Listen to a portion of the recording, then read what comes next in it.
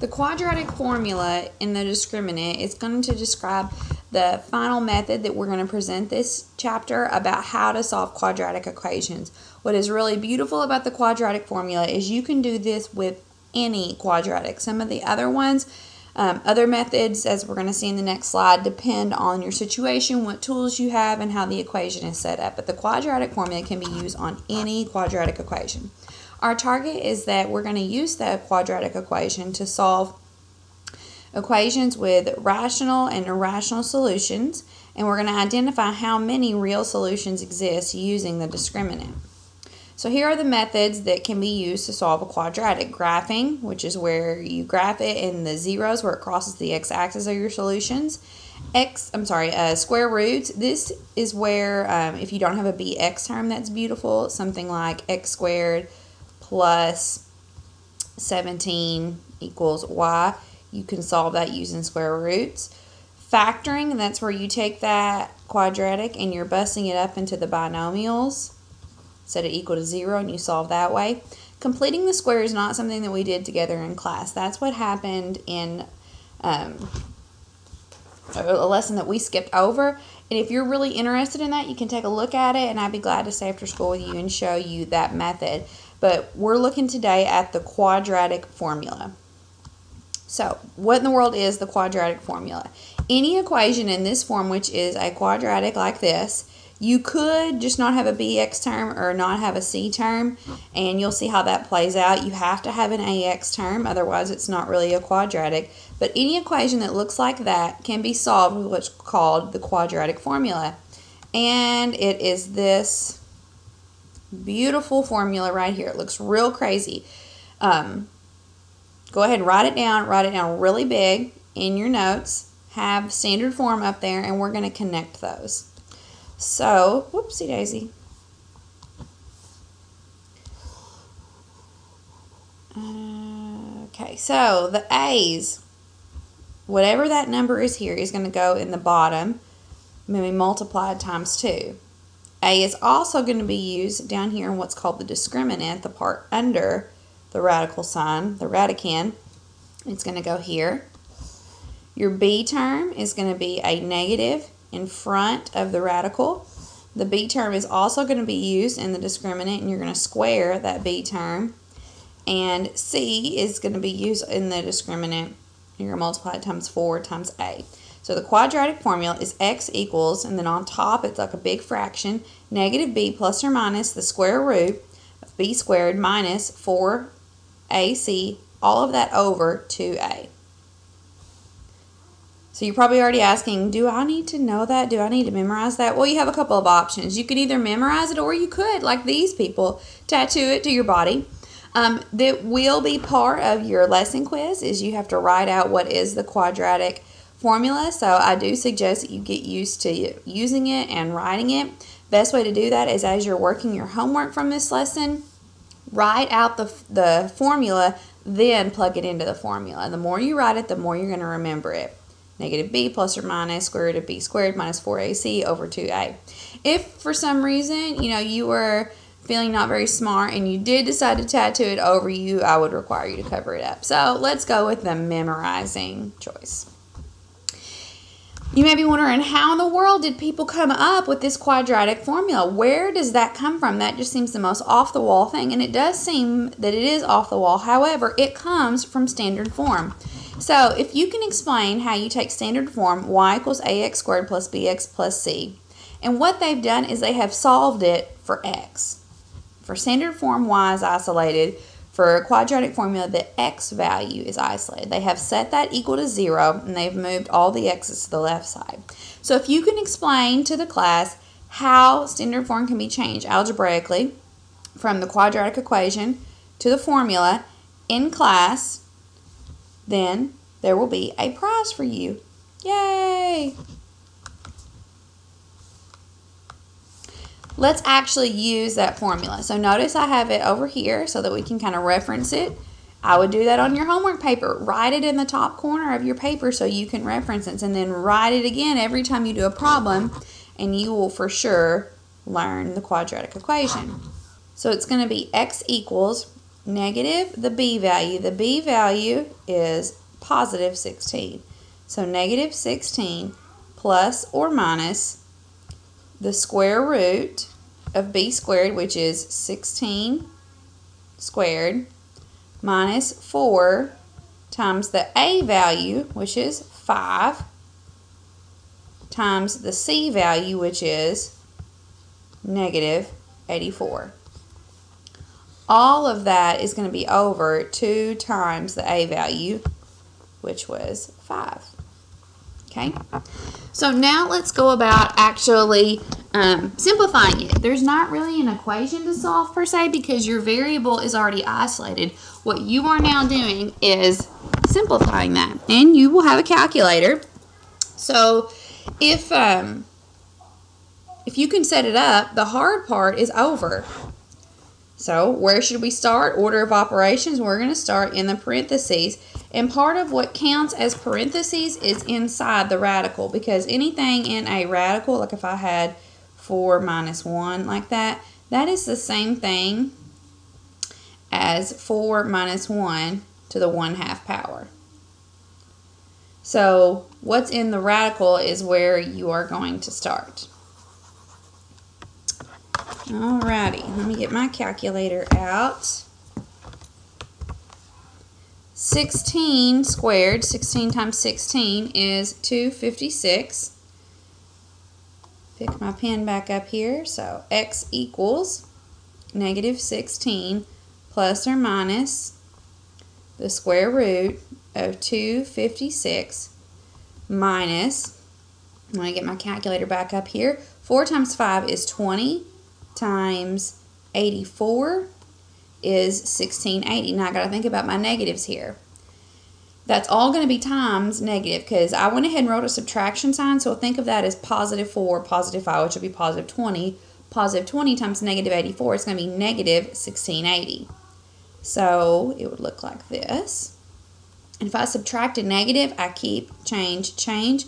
So it's like adding those two.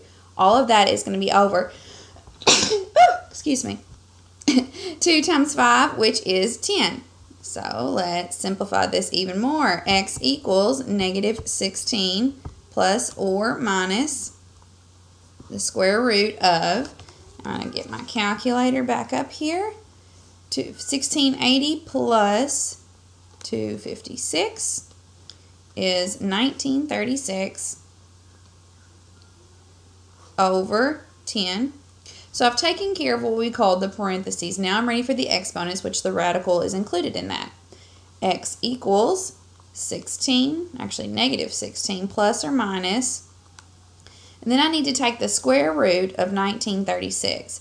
So I'm not as familiar with this particular calculator. If I want to do the square root of it, oh, there it is. That's 44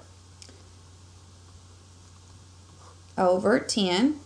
Now notice that it is plus or minus. That means I could have two possible ways that this could go.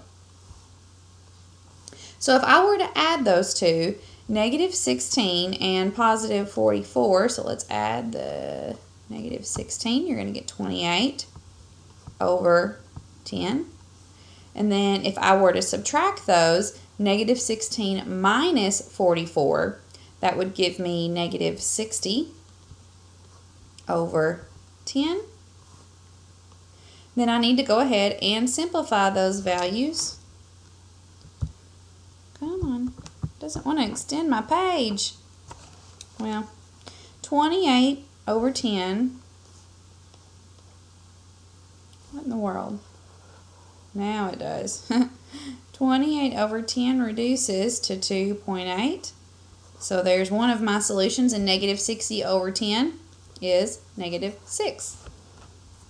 So there you have it. And think back, having two solutions is not crazy. We've had lots of occasions where there are two solutions. That will go faster for you than what I did because you're likely not going to be writing out every step. I want to see how you plugged it in, and you could likely do all of this part here, which is called the discriminant, in one step in your calculator. You do the square root, and you would probably skip down to like right here. Then split it up. And if that was confusing to you where I split it up, actually write it out as negative 16 plus 44 over 10. And then write down where I split it on this side, negative 16 minus 44 over 10. So yes, these could take up a half a sheet of paper if you wrote out every single step, but I'm not expecting you to do that. I want to see where you plugged it into the quadratic formula and then, maybe a step or two of how you simplified that. You heard me use that word discriminant. The discriminant is the part underneath the radical symbol. It's what would be considered the radicand. In our example that we did, we had two solutions. The discriminant, by just looking at that, will tell you, do I have two solutions, do I have one solution, or do I have zero solutions? So our first example here, negative b plus or minus 4ac, if it is greater than 0, so if it is positive, if you're wanting to translate that. Okay, now here's an example of that. The discriminant from our from this equation that we're using right here, the discriminant is going to be b squared, which would be negative 36 squared, minus 4 times a, which is 1, times c, which is 7. Negative 36, I'm sorry, well there I go, I said it. Negative 6 times 2 would end up being positive 36, minus 4 times 1 is 4, 4 times 7 is 28. 36 minus 28 would be, what would that be? 8. And it's positive. If you were to graph that equation, I'm not going to have you make the table and all that, it would cross at, like 1.5 right here.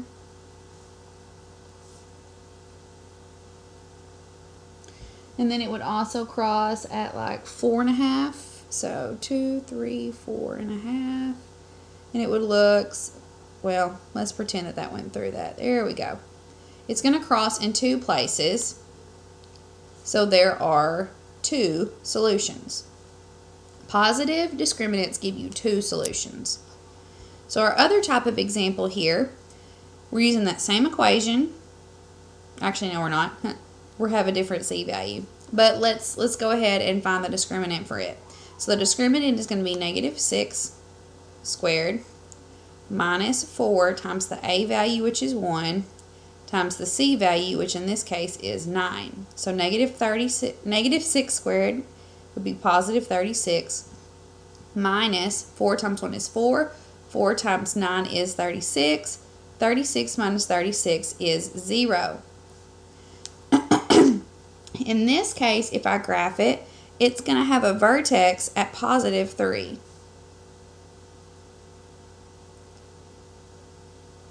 And so my parabola would look something like that. It's only crossing the y-axis at one spot, so there, not the y-axis, the x-axis, so there are 1 real solutions. Here is another one that's going to have a different discriminant. X squared minus 6x plus 11, something like that. Its discriminant is again going to be negative 6 squared, which is the b squared, minus 4ac, so 4 times the a value, which is 1, the c value, which is 11. Negative 6 squared is 36, minus 4 times 1, which is 4, 4 times 11 is 44. 36 minus 44 would give you negative 8. So if my discriminant is negative, my vertex is going to be at 3, 2. So 1, 2, 3, up 2, and it is pointing up. So in this case, it would never cross the x-axis, therefore there are 0 solutions. So let's zoom out so we can get this big picture here. If your discriminant, which is the part in the radical, the b squared minus 4ac, if it's positive, you have 2 solutions.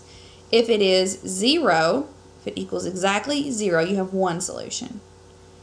If it is negative, you're going to have 0 solutions. As you're working the quadratic formula and you notice those things, that will help you kind of keep you in check that you don't assume there's 2 solutions and there's not, or you're stressing yourself out trying to find 2 solutions and there's not. Or you get to those weird things where it ends up as no solution. And in a quadratic, No solution is going to look like the square root of a negative, because you cannot take the square root of a negative. Therefore, there would be no solution.